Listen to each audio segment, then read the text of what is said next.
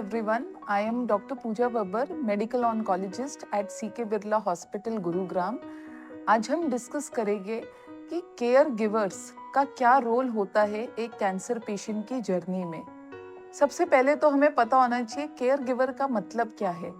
Care giver वो इंसान या वो फैमिली मेंबर होता है जो पेशेंट की कैंसर की जर्नी में, उसके ट्रीटमेंट में उसके साथ होता है, उसे टाइम देता है, उसकी केयर करता है। क्या रोल है केयर गिवर्स का, कैसे वो एक कैंसर पेशेंट की जर्नी को स्मूथ कर सकते हैं, क्या वो एक कैंसर पेशेंट के लिए कर सकते हैं right from diagnosis, treatment and follow up, आज हम डिस्कस करेंगे इस वीडियो में। जब भी कैंसर का डायग्नोसिस बनता है तो सबसे इम्पॉर्टेंट ये है कि उस टाइम केयर गिवर की प्रेजेंस बहुत ज़रूरी है। आपके साथ आपका कोई फैमिली मेम्बर या कोई क्लोज रिलेटिव या कोई फ्रेंड या जिस पे आप भरोसा करते हैं, जो आपको टाइम दे सकते हैं, उनका साथ बहुत ज़्यादा ज़रूरी है।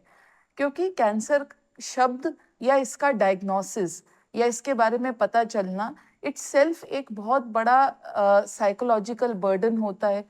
पेशेंट के लिए काफ़ी ज़्यादा ओवरवेलमिंग होता है, काफ़ी स्ट्रेस होता है, इमोशनली मेंटली बहुत चैलेंजिंग होता है पेशेंट्स को ये एब्जॉर्ब करना, स्पेशली ये एक्सेप्ट करना कि कैंसर हो गया है। नेक्स्ट इम्पॉर्टेंट बात है कि जब ट्रीटमेंट ख़त्म हो जाता है, अब आपका कैंसर का ट्रीटमेंट ख़त्म हो गया है, इसके बाद क्या करना चाहिए। देखिए, कैंसर के ट्रीटमेंट ख़त्म होने के बाद भी कैंसर पेशेंट के मन में एक डर लगता है कि भाई कैंसर वापस तो नहीं आ जाएगा। प्लस सेकंड चीज़ जो पेशेंट्स को लगती है वो है रिकवरी।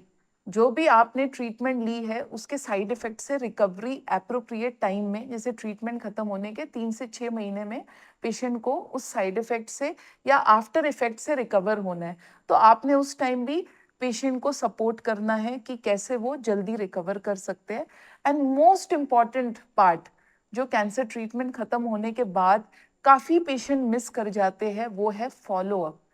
देखिए, एप्रोप्रिएट फॉलो अप रखना डॉक्टर के साथ एवरी 3 मंथ्स टू 6 मंथ्स बहुत ज़्यादा इम्पॉर्टेंट है।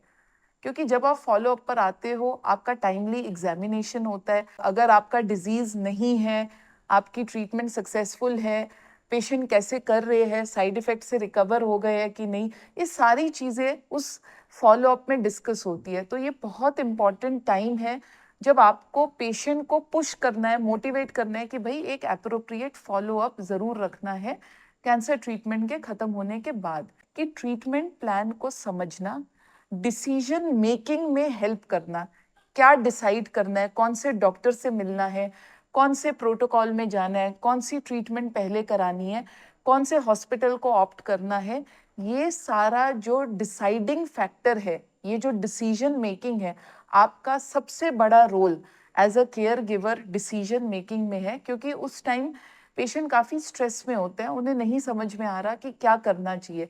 आपने उस टाइम पेशेंट को सपोर्ट देना है, उन्हें हेल्प करना है कि कैसे वो एक राइट डिसीजन ले सकते हैं। देन ट्रीटमेंट के दौरान आपने ही डॉक्टर के साथ संपर्क करके, अगर उन्हें कोई डिफ़िकल्टी आ रही है या कोई वार्निंग साइंस है, फीवर है या उनका क्या प्लान चल रहा है, इसमें भी आपने एक्टिवली इन्वॉल्व होना है, कौन सी इन्वेस्टिगेशन करनी है। सबसे इम्पॉर्टेंट ये है, आपने पेशेंट की डाइट को एप्रोप्रिएट करना है, पेशेंट को मोटिवेट करना है कि वो एक्सरसाइज करे, योगा करे, थोड़ा सा रिलैक्स रहे, उनकी एंजाइटी और स्ट्रेस को कम करना है। नेक्स्ट रोल आता है फॉलो अप में। जब कैंसर ट्रीटमेंट फिनिश हो जाती है तो आपने मोटिवेट करना है पेशेंट्स को कि भाई आपने एक रेगुलर फॉलो अप ज़रूर रखना है अपने डॉक्टर के साथ। तो ये है इम्पॉर्टेंट रोल केयर गिवर्स के। केयर गिवर एक बहुत इंटीग्रल कंपोनेंट है कैंसर केयर का। एंड हमें ये भी इंश्योर करना चाहिए कि एज अ डॉक्टर कि हम केयर गिवर्स के साथ भी इंटरेक्ट करें, क्योंकि बहुत ज़्यादा बर्डन केयर गिवर्स पे आ जाता है। उन्हें कैंसर पेशेंट्स की केयर भी करनी होती है, वो काफ़ी अपनी चीज़ों को भूल जाते हैं, अपने एक्टिविटीज़ में कम इन्वॉल्व होते हैं।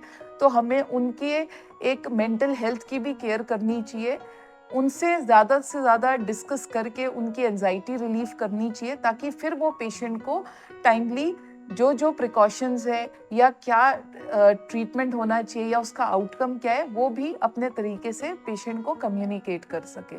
Thank you everyone.